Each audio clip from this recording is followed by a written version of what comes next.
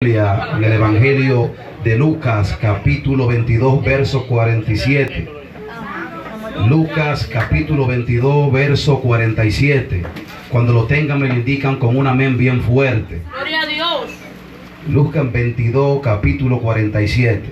Amén. La palabra de Dios será leída bajo la autoridad del Padre, del Hijo y del Espíritu Santo. Amén. Mientras él aún hablaba, se presentó una turba, y el que se llamaba Judas, uno de los 12, iba al frente de ellos, y se acercó hasta Jesús para besarle. Entonces Jesús le dijo: Judas, ¿con un beso entregas al Hijo del Hombre? Y viendo los que estaban con él lo que habían de acontecer, le dijeron: Señor, ¿heriremos a espada? Uno de ellos hirió a un siervo del sumo sacerdote y le cortó la oreja derecha. Entonces respondiendo Jesús dijo: basta ya, dejad. Y tocando su oreja le sanó. Y Jesús dijo a los principales sacerdotes, a los jefes de la guardia del templo y a los ancianos que habían venido contra él: como contra un ladrón habéis salido con espada y palo. Habiendo estado yo con vosotros cada día en el templo, no extendisteis las manos contra mí, mas esta es vuestra hora y la potestad de las tinieblas. Y a su nombre den un aplauso a Dios. Gloria a Dios.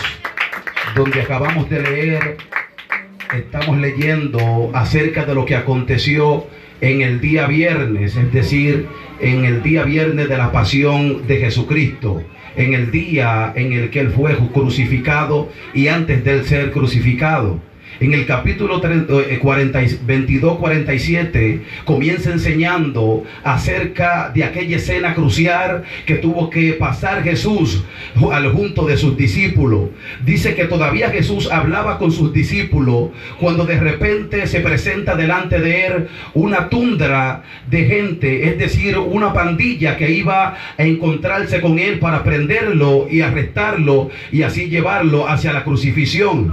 Y enseña la palabra de Dios que en aquel momento un jovencito que se le conoce como Marco, siervo del sumo sacerdote, se acercó para prender a Jesús. Muchos creen que Marco estaba buscando punto con el sumo sacerdote, ya que era siervo del sumo sacerdote. Por esta causa dice que este joven tomó la decisión de ir a Jesús para prenderlo. Este joven estaba buscando la forma de caerle bien al sumo sacerdote, y se cree que este joven también aspiraba a ser sumo sacerdote. Por esta causa dice la Biblia que inmediatamente este joven intenta tomar a Jesús. Dice que uno de sus discípulos tomó la espada y cortó la oreja de aquel siervo llamado Marco. Y enseña la palabra de Dios que Jesús, con su sabiduría, con su gran amor, demostrando la compasión que él tenía, la compasión por la cual él había venido al mundo, dice que tomó la oreja de aquel joven, se la pegó y la sanó. Aquel joven desde su juventud había estado siendo preparado para ser sumo sacerdote. Se estaba preparando en la Torá, se estaba preparando en todo conocimiento, además de que para ser sumo sacerdote tenía que ser descendiente de Aarón. Este joven había corrido con la suerte de ser elegido para estar al lado de aquel sumo sacerdote,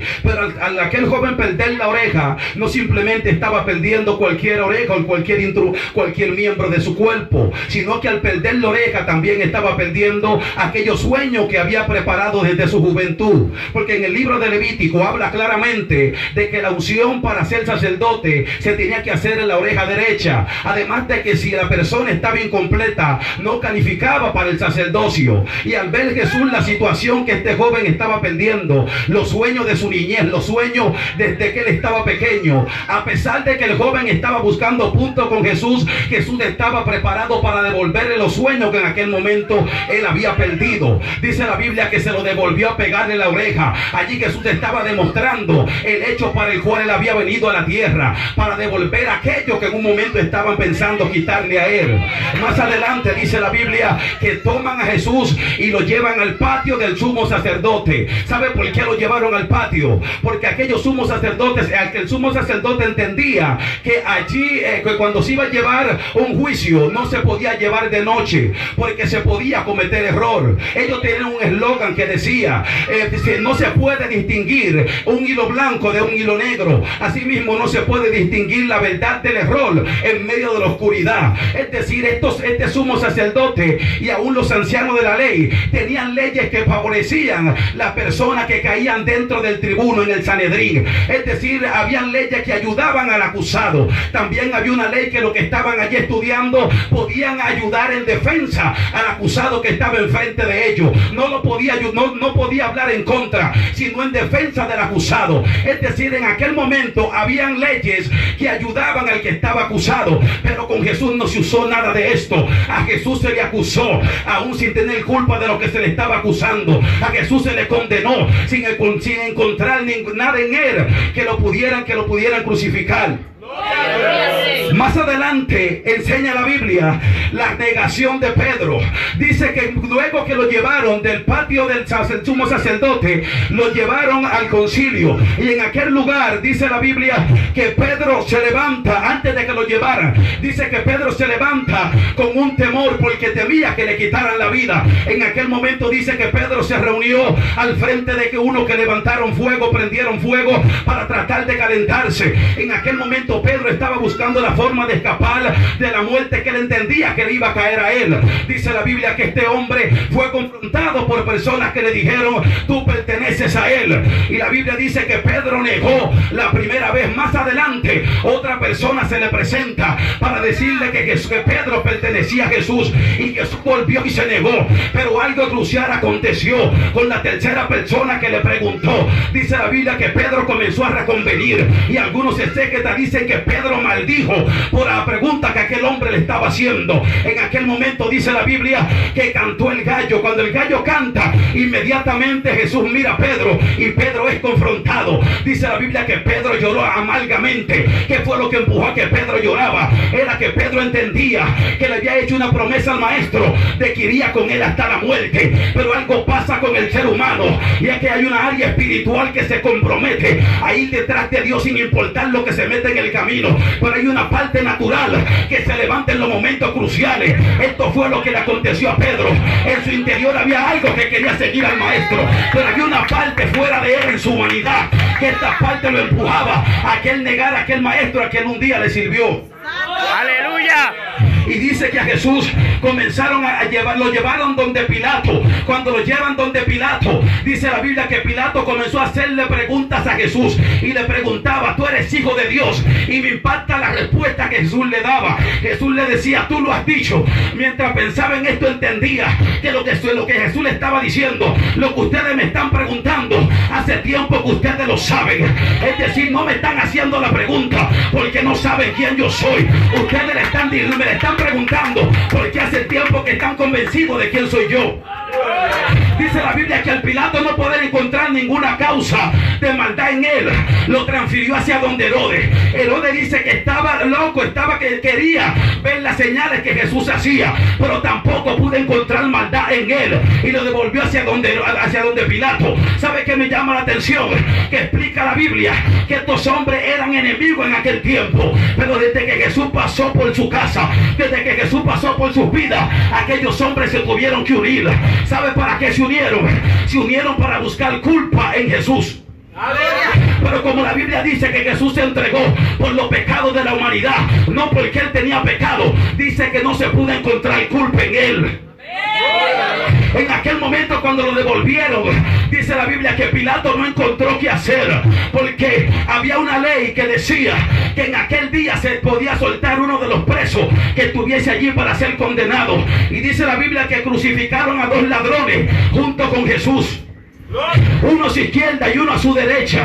Y enseña la palabra de Dios que le pidieron que el pueblo, antes de pedir que soltaran a Jesús, pidió que soltaran a Barrabás, un hombre homicida, un hombre delincuente que había cometido grandes fechorías. Esto representa las veces que el mundo niega a Dios por las cosas que el mundo le ofrece. La Biblia dice que tomaron a Barrabás y crucificaron a Jesús. Sí.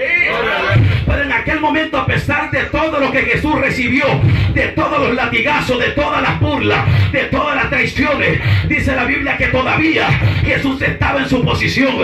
Él sabía para qué había venido, y por esta causa declaró una palabra en el momento más crucial, en el momento de la traición, y la palabra que declaró fue esta: Padre mío, perdónalo porque ellos no saben lo que hacen. En aquel momento Jesús estaba pidiendo perdón por ellos. ¿Sabe por qué? Porque en aquel momento Jesús estaba luchando para que no entrara rencor en él.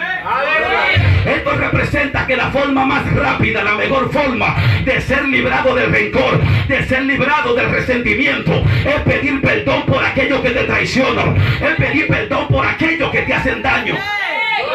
No era fácil para Jesús ver la gente a la cual él vino a ayudar vociferándole, pero él dijo: Padre mío, perdónalo porque ellos no saben lo que hacen. Ninguna persona puede pedir perdón si primeramente no está sano por dentro, si primeramente no tiene su corazón conforme a la voluntad de Dios. En este hecho Jesús estaba manifestando de que su corazón estaba limpio, de que seguía amando aún por encima de aquel momento difícil, de que seguía amando por encima de lo que le estaba aconteciendo. Y hay algo que me llama sumamente la atención, y es cuando él va cargando su cruz, que dice la Biblia que le entregaron la cruz de Cristo a un hombre llamado Simón de Cirene. Este hombre no le quitó la cruz a Jesús, porque la cruz no te la pueden quitar, pero sí lo ayudó a llevar la cruz hacia el lugar determinado. Esto representa que la cruz no te puede ser quitada, pero hay cirineos que están allí para ayudarte en tu momento difícil. Cada principio que esté establecido en la Biblia es una enseñanza para tu vida. Gloria a Dios. La persona que continúa.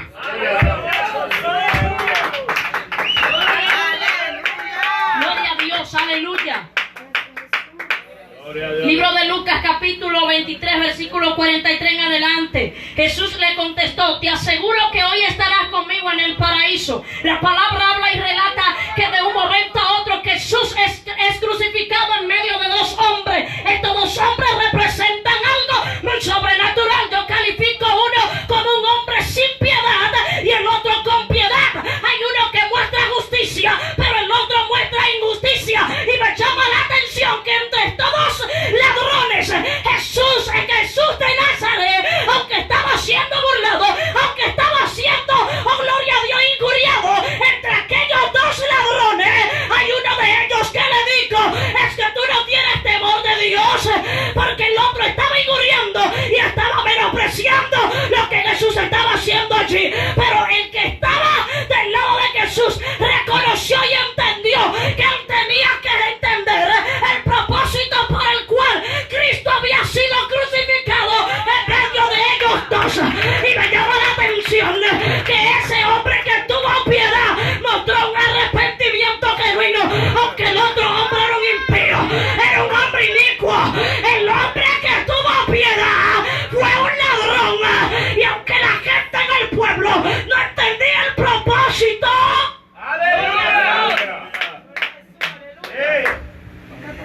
la gente que caminaba con Jesús, el pueblo que conocía a Jesús, ninguno pudo entender el propósito por el cual Cristo había venido en ese momento,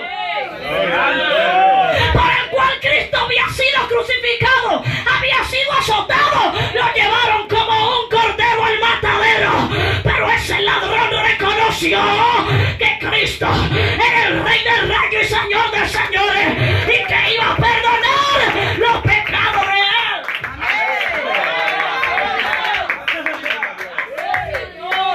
¡Aleluya! Padre, yo me imagino a ese ladrón justo que entendió que estaba crucificado por una buena causa en aquella cruz, pero el que no entendía el propósito de la eternidad tuvo que criticar lo que el otro estaba haciendo, que era Jesús. Hay gente que está en nuestra vida y no va a entender el propósito por el cual Dios nos va a permitir aprobar o pasar por un momento difícil en nuestra vida. Pero el día que entendamos con arrepentimiento sincero cuál es el propósito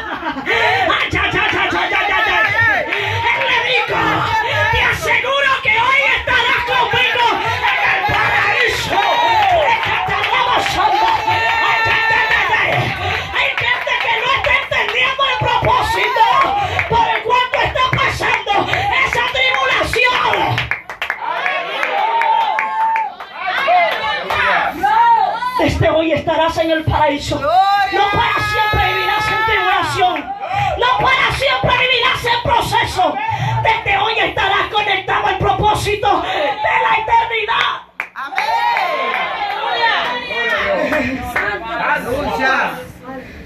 No hay momento tan amargo, no hay momento tan oscuro en la vida de un hombre y una mujer que le sirve a Dios. Pueden clavarte en la cruz del Calvario junto con Él. Pueden crucificarte con Él. Pero nunca vas a olvidar que si Él va al paraíso, tú también vas a entrar al paraíso de la eternidad. La palabra que continúa.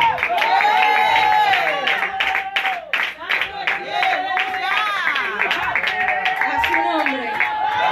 En nombre de Cristo. Dios lo bendiga. Pueden buscar en su Biblia el libro de Juan, capítulo 19, verso 26 en adelante. Gloria a Jesús. Te adoramos, Rey, aleluya. Dice la palabra: cuando Jesús vio a su madre y junto a ella al discípulo que él amaba, dijo a su madre: mujer, ahí tienes a tu hijo. Después dijo al discípulo: ahí tienes a tu madre. Y desde aquella hora el discípulo la recibió en su casa. Según dicen los comentarios bíblicos, Jesús era el primogénito de María, el primer hijo que María había tenido. También dice que los hermanos de Jesús no estaban de acuerdo con él, no creían en él, no creían en su llamado, no creían en lo que Jesús hacía. Como Jesús era el primogénito, era el deber de él de sustentar a su madre, de velar por ella, de cuidarla. Oh, gloria al Señor. Y Jesús, al verse en esta situación, al verse clavado en la cruz del Calvario, aleluya, él no podía hacer nada por su madre. Por eso le da esta palabra: mujer, he ahí a tu hijo. Y le dice al discípulo amado, a cual él amaba, que era Juan, le dice: he ahí a tu madre. En pocas palabras, Jesús le está diciendo a esta mujer, a María: él va a velar por ti, él te va a cuidar, él te va a sustentar. Y en pocas palabras le está diciendo Juan: ahora ella es tu madre, tú tienes que cuidarla, tú tienes que sustentarla, tú tienes que velar por ella. En pocas palabras Jesús le está diciendo a esta mujer: tú no estás sola, aunque yo esté clavado en la cruz del Calvario, tú no vas a quedar desamparada, tú no vas a estar sola, porque mi discípulo, al que yo amo, va a velar por ti, aleluya. Oh, gloria al Señor. Yo me imagino que esta mujer, María, sentía una impotencia tan grande porque no podía hacer nada por su hijo. En aquel tiempo no se le daba mucha importancia a las mujeres, y yo me imagino a María ya atribulada, sufriendo por su hijo. Todas las mujeres que tienen hijos saben que les duele mucho cuando le están haciendo a su hijo, al que ella parió, al que ella empujó, le estaban crucificando. Esta mujer tenía un dolor tan grande y tan fuerte y no podía hacer nada. Ella no podía hacer nada, aleluya. Qué sufrimiento, qué dolor tan grande. Pero ahí ella tenía a su hijo, a Juan, alabanza. Ella no iba a quedar sola del todo, ella no iba a quedar desamparada. Hay algo que me llama la atención de esta historia, y es que con Jesús caminaban 12 discípulos. Cuando todo estaba bien, cuando había mucha gloria, cuando Jesús estaba en su apogeo de su ministerio, había mucho milagro, había mucho prodigio. Jesús multiplicaba los panes y los peces, y sanaba a los enfermos y levantaba a los muertos. Todo estaba bien, todos caminaban con Jesús, todo estaba bien. Pero en el momento de que Cristo lo crucificaron, todos se fueron. Todos se fueron. Es muy bueno que cuando Dios te está usando, cuando todo está bien, cuando no hay problema, todo el mundo va a estar contigo, todo el mundo va a caminar contigo. Pero cuando llega el momento de la tribulación, cuando llega el momento de la persecución, cuando tú estás crucificado en una cruz, aleluya, ¿dónde van a estar los que caminaban contigo? ¿Dónde quedaron los que caminaban contigo? ¿Dónde están los que decían que te amaban? ¿Dónde está el que decía: yo voy a morir por ti? ¿Dónde están aquellos que decían que te amaban? ¿Dónde están aquellos que decían que eran tus hermanos?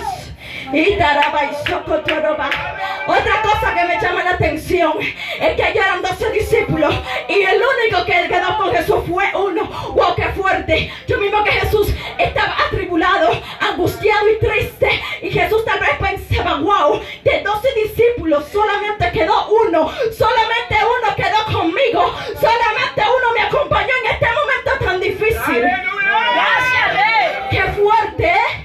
Solamente de uno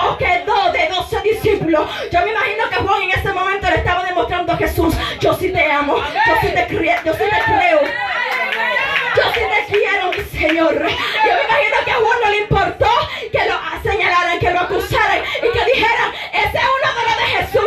No. A este hombre no le importó eso. Juan entendía que él amaba a su maestro y él entendía que tenía que estar ahí con su maestro. Por eso no le importó nada. Por eso estuvo ahí con su maestro. Aleluya.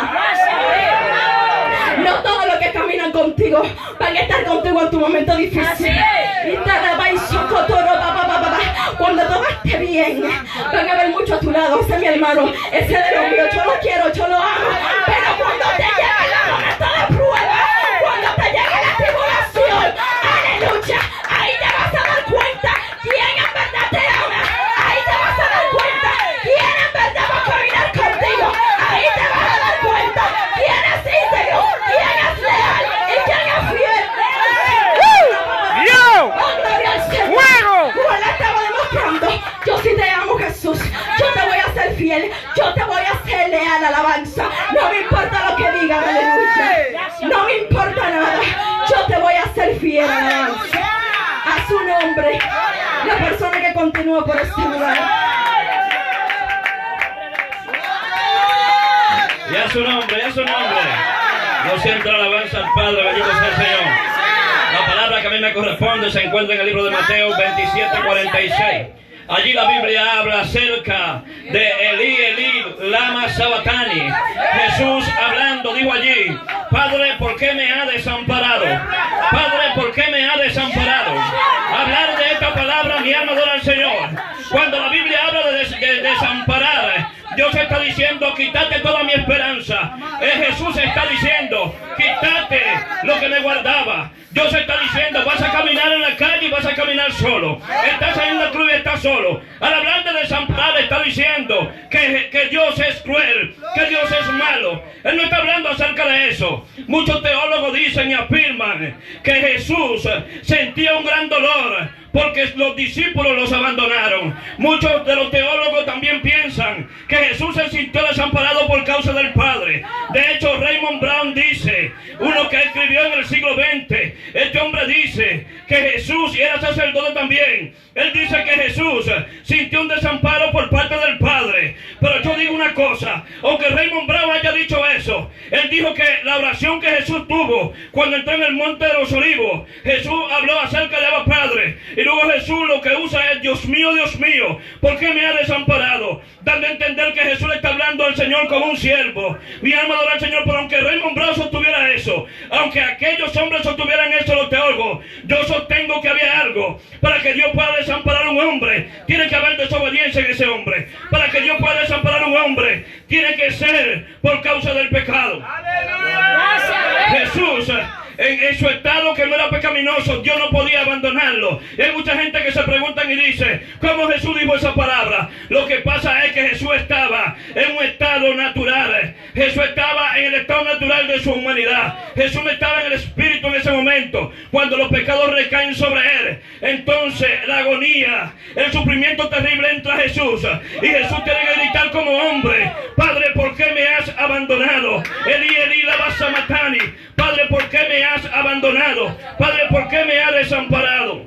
La Biblia dice en Isaías 53:5, dice la palabra que Jesús dijo allí, más el herido fue por nuestro pecado y morido por nuestras rebeliones. El castigo de nuestra paz fue sobre él y por su llaga fuimos nosotros curados. Jesús estaba allí pagando el precio que a nosotros nos competía. Cuando Jesús entra en sustitución, mi alma adora al Señor, en la sustitución nosotros teníamos que ocupar ese lugar. Por tanto Jesús lo ocupa y los pecados que iban sobre nosotros cayeron sobre él. Es por esta razón que Jesús tiene ese gran sufrimiento, mi alma adora al Señor. La Biblia dice también en 1 Tito 2:6, dice la palabra, mi alma adora al Señor. 1 Tito 2:6 dice la palabra que el que no se halló, que en él no se halló pecado, dice la palabra, pero que el Señor lo hizo pecador por causa de los pecadores del mundo. Mi alma adora a Cristo. O sea que el dolor, el sufrimiento profundo que Jesús tenía, no, Jesús sabía que el Padre nunca lo iba a abandonar. Amén. Porque el padre no abandona a sus hijos en sus situaciones más difíciles. El padre no abandona a sus hijos cuando más lo necesitan. El padre estaba presente ahí. Lo que pasa es que la Biblia dice en Isaías 59, la parte B del versículo dice la parte 1 del versículo dice: he aquí que la mano de Jehová no se ha cortado para salvar, ni se ha grabado su oído para oír, pero nuestras iniquidades han hecho división entre vosotros y vuestro Dios, dando a entender que la única división que podía haber ahí era por causa del pecado. Esa causa del pecado fue lo que provocó que Jesús es un sufrimiento profundo. Aunque sí los teólogos tienen razón en alguna parte, ellos dicen que Jesús, por causa del sentimiento, tuvo un dolor profundo. La Biblia habla en Mateo 26, hablando que Jesús llamó a Pedro y llamó a los hijos de Zebedeo, y cuando estaba hablando con ellos dice que entró en tristeza y que un dolor profundo se apoderó de su corazón. Jesús tenía un dolor tan profundo que era agonizante. Mi alma adora al Señor. También la Biblia dice en el mismo capítulo 26 de Mateo, verso 31, mi alma adora al Señor, dice la palabra que el Señor le dijo: y esta noche os escandalizarán a todos vosotros por causa de mí. Dice la palabra, dice, por causa de la profecía herirán al pastor y las ovejas serán dispersadas. O sea, que Jesús sabía que los discípulos lo iban a abandonar. Jesús sabía que todos ellos lo iban a abandonar. Jesús no vino por venir a esta tierra. Antes de Jesús salir de allá, porque él fue que se ofreció, él sabía lo que venía. Jesús sabía que iba a haber un sufrimiento en la cruz. Jesús sabía que los discípulos se iban a apartar de él. Jesús sabía que la gente lo iba a abandonar, pero él tenía que pagar el precio allí. Quiero aclararte, porque esta parte, Elí lama sabatani, mucha gente se han confrontado con ella, cristiano. Mucha gente se ha confrontado con esta palabra. Y esta palabra también se conoce como el grito. Dice, el grito de desesperación de Jesús. También se le llama esta palabra un grito de desesperación de Jesús. Cuando Jesús habla esta palabra, no está hablando de que el Padre lo desamparó. No. Él está hablando, el pecado cayó sobre él. Y Dios no ama. Dios ama al pecador, pero no ama su pecado. Es por esta razón que se sintió de la manera que se sintió. Es por esta razón que él tuvo que decir esa palabra. Él estaba padeciendo como hombre. Ese gran padecimiento como hombre lo hizo decir esta palabra: Elí, Elí, lama sabatán. Gloria a Dios. Padre, ¿por qué me ha desamparado? Gloria a Dios, aleluya. Si el pecado de un hombre mucho, imagínese usted todo el pecado de la humanidad cayó sobre Jesús, cayó sobre los hombros de Jesús. Y por esta razón Jesús tiene que decir esa palabra. Gloria a Dios. Aleluya. Pero Jesús sabía, y lo sé yo, y lo sabe todo aquel que cree, todo aquel que tiene una relación como la que tiene Jesús con el Padre. Porque él dice, Dios y yo uno somos. Él sabía todo lo que acontecía, todo lo que estaba pasando. Él sabía que en ningún momento el Padre lo iba a desamparar. ¡Santo! Y él sabía que tenía que estar allí. Porque si él tuvo poder para decirle a aquel ladrón, desde ahora estará conmigo en el paraíso, también él tenía poder para bajarse de la cruz. ¡Santo! Porque hay una cosa, hay algo que te voy a decir en esta noche. Usted sufre si usted no tiene poder para usted quitar lo que lo está haciendo sufrir. ¡Santo! Y Jesús estaba sufriendo porque él sabía que ese sufrimiento, tarde que temprano, iba a ser el beneficio para nosotros. Así que Dios te bendiga a la persona que continúa. Y a su nombre.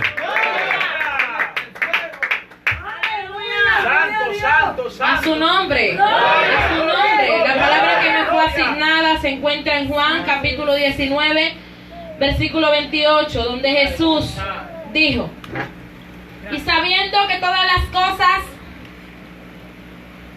¡Aleluya! ¡Santo, papá! Después de esto, sabiendo Jesús que todo quedaba terminado en cumplimiento de las Escrituras, dijo: tengo sed. Gracias, Señor.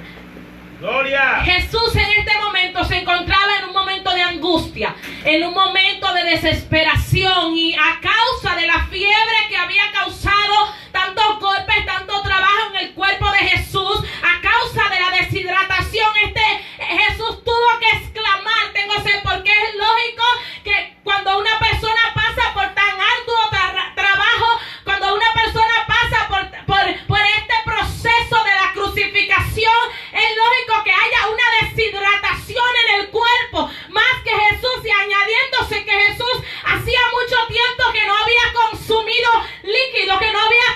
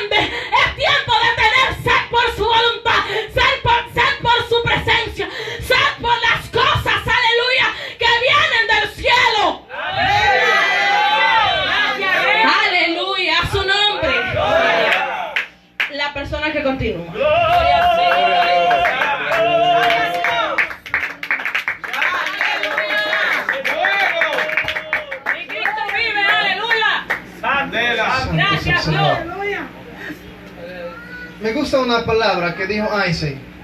Dios no juega los dados. Gracias, Dios. En otra palabra, todo lo que acontece en cuanto a Dios se refiere, porque Él lo ha planeado así. En Él nada es coincidencia. El cristianismo no es como el ajedrez, juego en el cual existe lo indefinido como posibilidad combinatoria.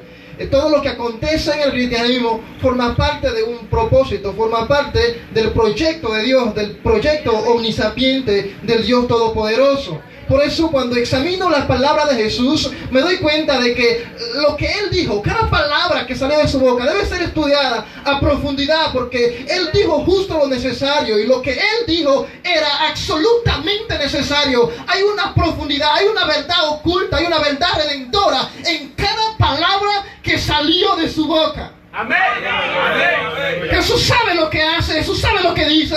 Él es tácito en su forma de expresarse. Gloria a Dios. Es por eso que me impacta la palabra que Él declara justo después de que le dan a tomar vinagre con hiel. Él declara testelestai, palabra que puede ser traducida de diferentes maneras. Aleluya. Consumado es. Y me gusta esta palabra porque esta palabra era usada en diferentes situaciones. Gloria.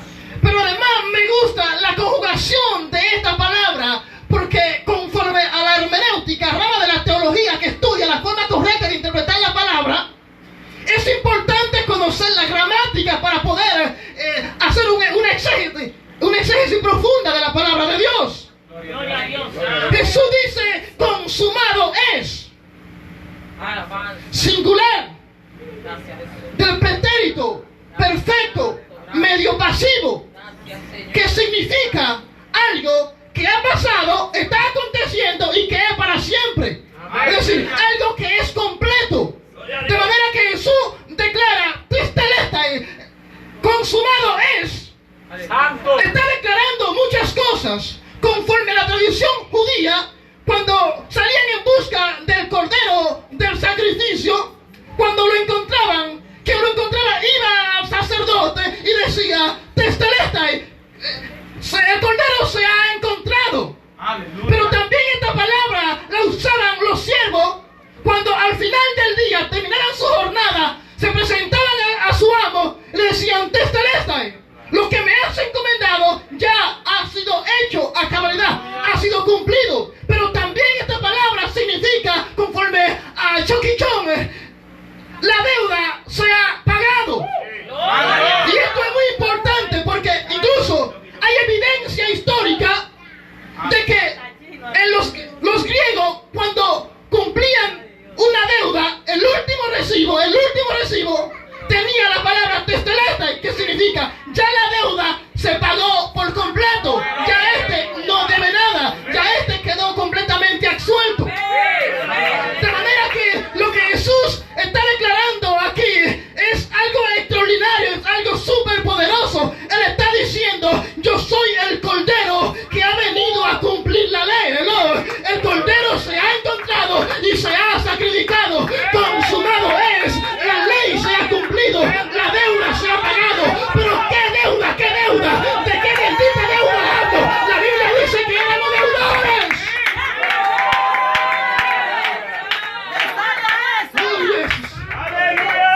La deuda se ha pagado. Consumado es. La deuda ha sido cancelada. Fue el mismo Dios que dijo que la paga del pecado es muerte. De manera que todos nosotros éramos deudores. Y lo terrible es Profundo. que nos debían era la muerte. Dile a tu hermano, me debían la muerte, pero me pagaron la vida.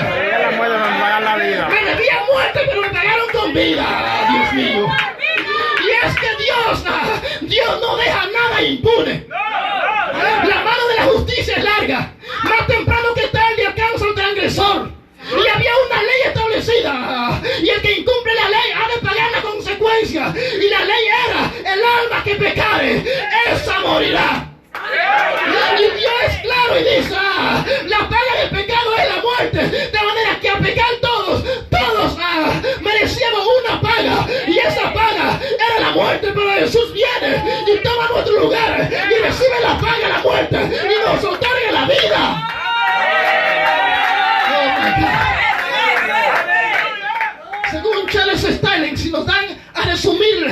el proceso de la crucifixión, del ministerio de Jesús, de toda la vida de Jesús, en una palabra es sustitución.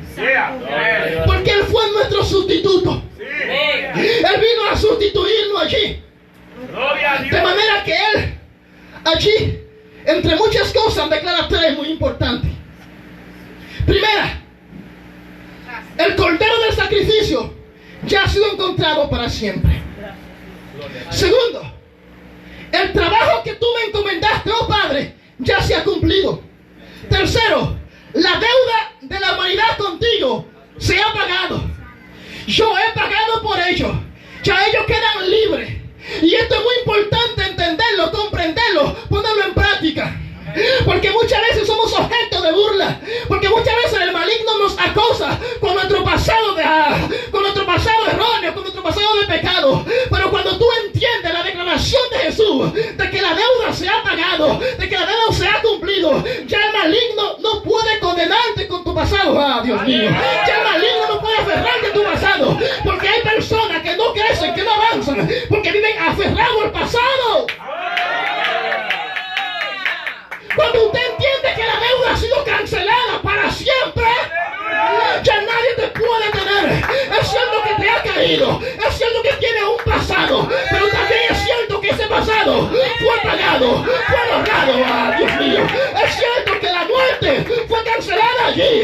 Es cierto, es cierto, es cierto, es cierto que te debían la muerte, pero también es cierto que te pagaron con vida. Y cuando el maligno entendía, y cuando tú mismo entendías, y cuando el mismo Dios entendía que nos merecíamos la muerte, nos dio la vida. Ah, Dios mío, me debían la muerte, pero me pagaron la vida. Que le bendiga, la persona continúa.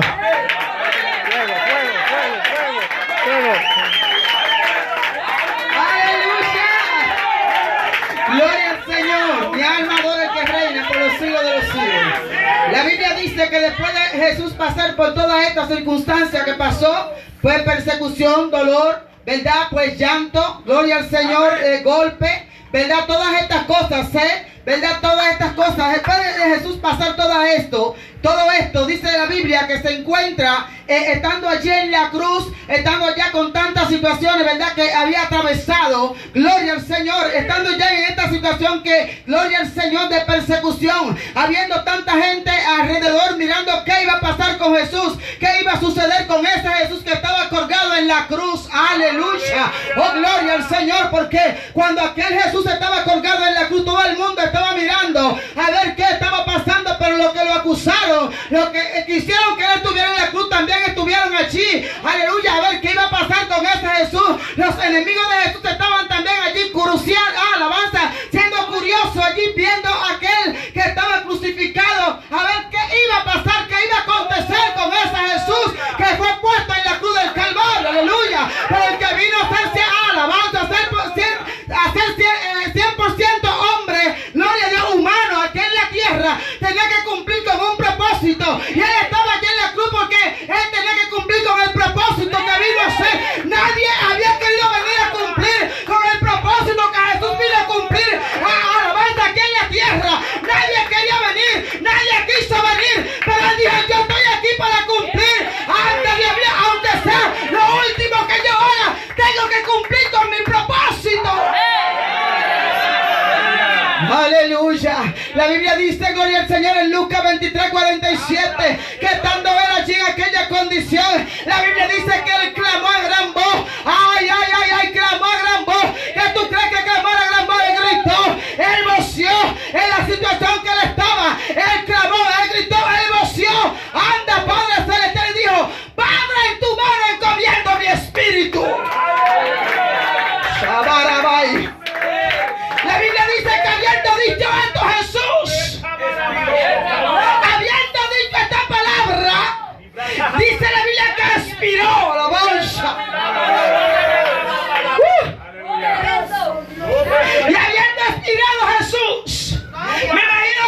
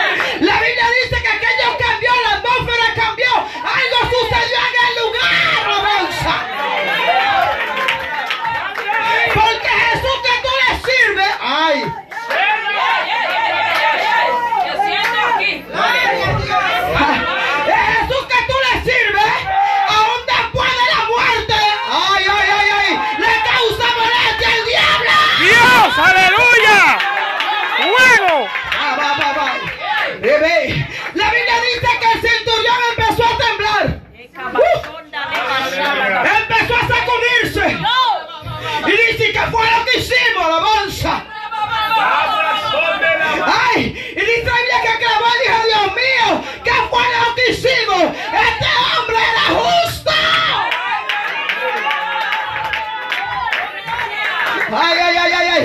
Alguien va a ver tu justicia. Alguien va a ver que tú estás allí no meramente por estar allí. Alguien va a ver que tú estás allí, alabanza, porque tú viniste a cumplir un propósito. Aleluya. Brava. Y la Biblia dice que el centurión tembló. Ay, pero dile a alguien, tópale a alguien, dile, no solamente tembló el centurión que estaba allí. Dice la Biblia que había una multitud que estaba mirando. Y que los que estaban mirando allí empezaron a llorar. Y empezaron a gritar. Y empezaron a darse en el pecho. Aleluya. Pero ya él estaba clavado en la cruz. Aleluya. Pero había otra multitud que miraba de lejos. Wow, wow, wow. Los que no habían creído en él se estaban golpeando el pecho. Los que lo habían negado se estaban golpeando el pecho. Ay, ay, ay, ay, ay, ay, ay. Así va a pasar cuando suene la trompeta. Aquellos que lo hayan negado a él, yo no sé qué se van a golpear, alabanza, pero algo se van a golpear, aleluya.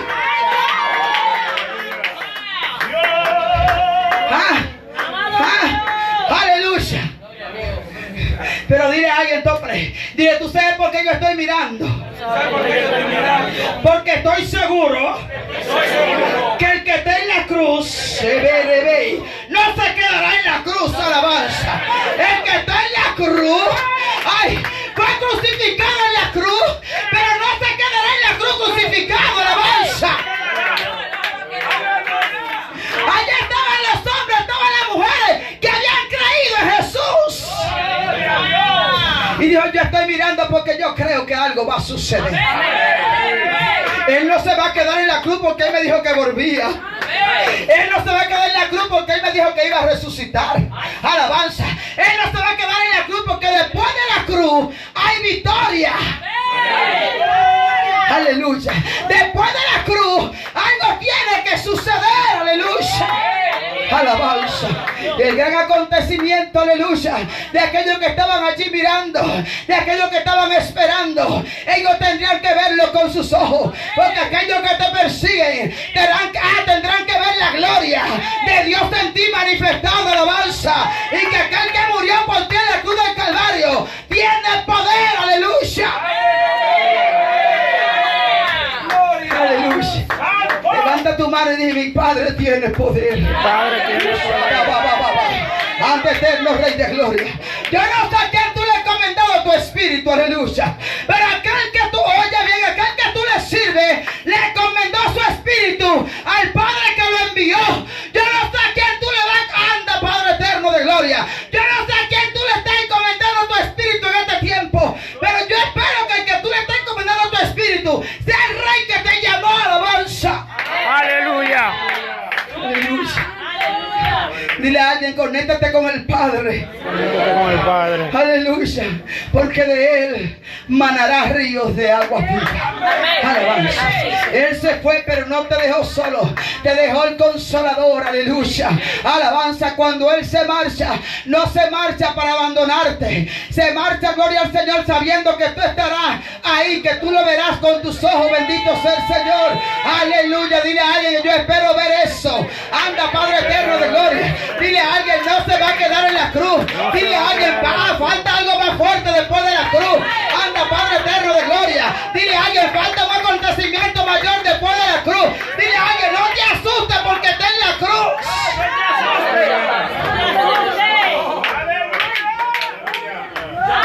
El diablo sí se asustó y se alegró en ese momento. Dijo, ya hemos ganado la victoria. Pero esa parte le toca, aleluya, bendito sea el Señor. Creo que a otra persona desatar qué pasó después de la cruz, qué pasó después de la muerte. Eso le toca a alguien desatar este rollo profundo de gloria y de poder. Dios te bendiga y Dios te guarde. Aleluya.